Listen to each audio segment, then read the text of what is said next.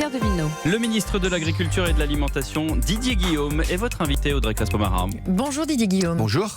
Êtes-vous réellement convaincu que le glyphosate utilisé dans les pesticides est un produit dangereux ? Oui, c'est un produit dangereux. C'est pour ça que le gouvernement souhaite en sortir. Et c'est pour ça que le président de la République a annoncé qu'il fallait quitter le glyphosate, sortir de la dépendance au glyphosate en 2021. Pourtant, un rapport parlementaire sur le glyphosate est présenté aujourd'hui et l'un de ses auteurs affirme qu'il n'existe aucune preuve que le glyphosate soit vraiment cancérigène.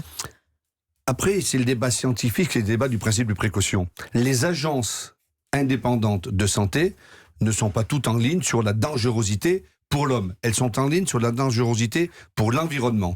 Dangereux pour l'environnement. Pour l'homme, on voit bien que ce qui se passe, on voit bien ce qui s'est passé avec M. François, qui a gagné son procès. L'agriculteur qui a... Bon, on voit bien que c'est dangereux pour l'homme. Est-ce que c'est cancérigène sur les agences n'en sont pas certaines apparemment, mais en tout cas, il faut sortir du glyphosate. Alors prenons l'OMS. L'OMS, l'Organisation mondiale de la santé, a classé le glyphosate parmi les produits probablement cancérigènes. Est-ce que ça suffit pour décider d'en interdire l'usage ? Oui, ça suffit. C'est le principe de précaution. À partir du moment où c'est probablement cancérigène, le gouvernement et moi-même sommes là pour défendre, pour protéger la sécurité et la santé de nos concitoyens. L'OMS a classé la viande rouge dans la même catégorie que le glyphosate, le groupe 2A, celui des produits probablement cancérogènes. Faut-il prendre des mesures pour limiter la consommation de viande rouge ? Mais aujourd'hui, les gens limitent la consommation de viande rouge. Est-ce qu'on les alerte suffisamment sur la dangerosité ? Oui, je le pense. Le salon de l'agriculture, c'était uniquement là-dessus. Les stands de la viande, c'était flexitarien. On mange de la viande moins, mais comme on en veut. Enfin voilà, moi, je veux pas comparer la viande rouge et le glyphosate. C'est dans la même catégorie. Oui, d'accord. Mais il y a plein de choses dans la même catégorie. Les cigarettes sont totalement cancérogènes, on ne les interdit pas. Bon. Donc la prohibition, c'est pas ça le sujet. Moi, je pense qu'il faut dire aux gens, simplement, que le principe de précaution doit s'appliquer et que le gouvernement décide d'arrêter, d'interdire le glyphosate et que en ce qui concerne la viande, il faut manger de la viande, on mange de la viande comme on veut. Peut-être moins qu'on en mangeait à l'époque, mais bien sûr. Toujours selon l'OMS, il y a pire que le glyphosate et la viande rouge, c'est la charcuterie. Là, on passe dans les catégories des produits dont le caractère cancérogène ne fait pas de doute. Alors, faut-il surtaxer le saucisson comme on surtaxe les cigarettes ? Adressez-vous à un professeur de médecine ou pas à un politique. Si vous me parlez à moi... je vous dis non. Si vous me parlez... Si vous me parlez à moi... D'alerter sur les dangerosités de la charcuterie, notamment. Bien sûr, mais tout le monde sait qu'il ne faut pas... n'importe quel médecin, surtout quand on a mon âge, quand on fait des prises de sang, on dit si vous mangez trop de charcuterie, le cholestérol, etc. Enfin, je ne veux pas rentrer dans cette aventure. Je crois que le sujet qui nous importe aujourd'hui, c'est de se dire que la France va être le premier pays au monde à sortir du glyphosate et le premier pays au monde à faire baisser sa dépendance aux produits phytosanitaires en 2025 de 50%. Premier pays au monde. Didier Guillaume, la France a attendu 1997 pour interdire l'amiante, alors que le Parlement européen dénonçait son caractère cancérigène depuis 1978. Est-ce qu'on ne risque pas le même genre de scandale sanitaire avec le glyphosate ? Mais là, nous faisons l'inverse. C'est totalement l'inverse, c'est-à-dire que le Parlement européen... On ne l'arrête pas immédiatement. Le Parlement européen a remis 5 ans pour le glyphosate et nous disons non, 3 ans.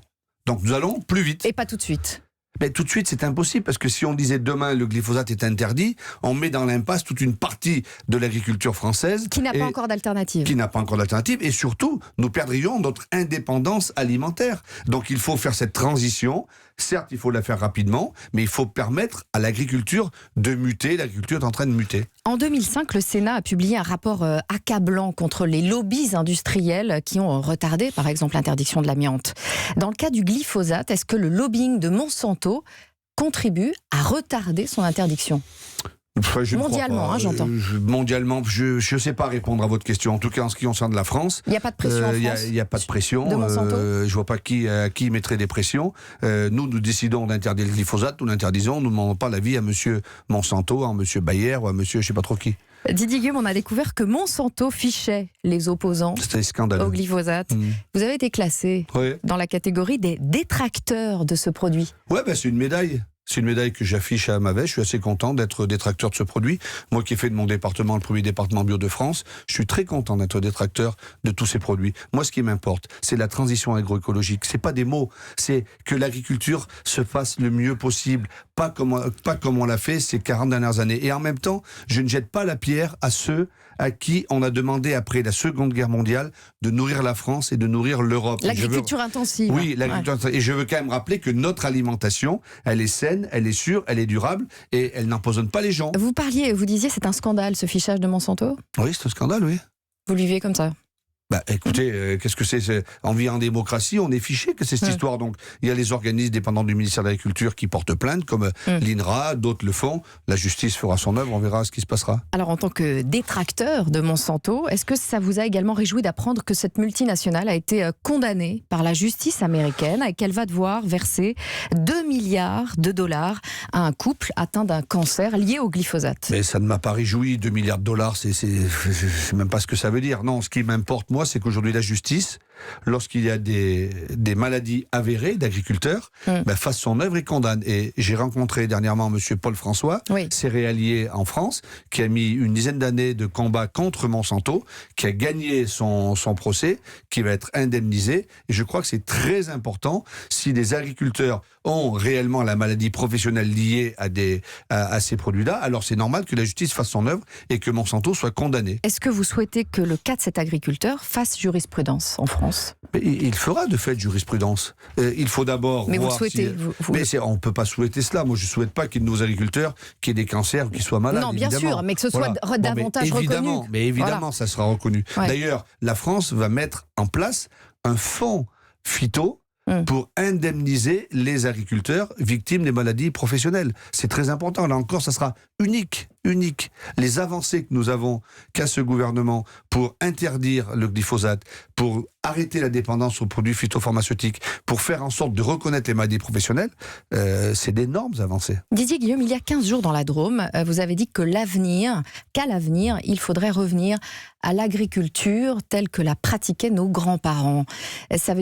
Est-ce que ça veut dire qu'il va falloir produire moins pour protéger la nature? Mais non, mais c'est pas du tout ce que j'ai prononcé cette phrase, mais c'est dans un contexte, j'allais dire même un peu bucolique. Ce que je veux dire, c'est que moi, quand je roulais dans ma voiture étant jeune, il y avait excusez-moi d'être concret, mais des mouchillons, des moustiques sur les pare-brises. Aujourd'hui, il n'y a plus rien. Aujourd'hui, il n'y a plus de haies. Aujourd'hui, il n'y a plus d'oiseaux qui nichent. Il n'y a plus de biodiversité. Il n'y a plus de vers de terre dans les champs. Je me rappelle qu'on allait à la pêche, on allait chercher nos vers de terre. Mais qu'est-ce qu'il faut faire? C'est revenir à cela. Pour revenir à cela, c'est la transition agroécologique, c'est moins de pesticides, c'est refaire de la biodiversité et c'est faire tout simplement de la rotation des sols. Moi, je ne veux plus voir l'hiver des grands champs labourés. Enfin, je ne vais pas rentrer dans la technique, mais il faut faire de l'assolement, de la rotation, des semis, des prairies permanentes. C'est ça l'agriculture à laquelle je veux revenir. Mais en même temps, il faut une agriculture qui soit innovante, compétitive. Il faut de la recherche. Je ne veux pas revenir à l'agriculture avec mon cheval et tout cela. Non, il ne faut pas arrêter les caricatures. C'est pas vous, mais je sais qu'elle a été faite, cette caricature. Elle a été faite par Laurent Alexandre, notamment, puisque vous pensez à lui, j'imagine. Merci beaucoup, merci Didier Guillaume. Merci Audrey Crespo-Mara pour l'interview politique de la matinée.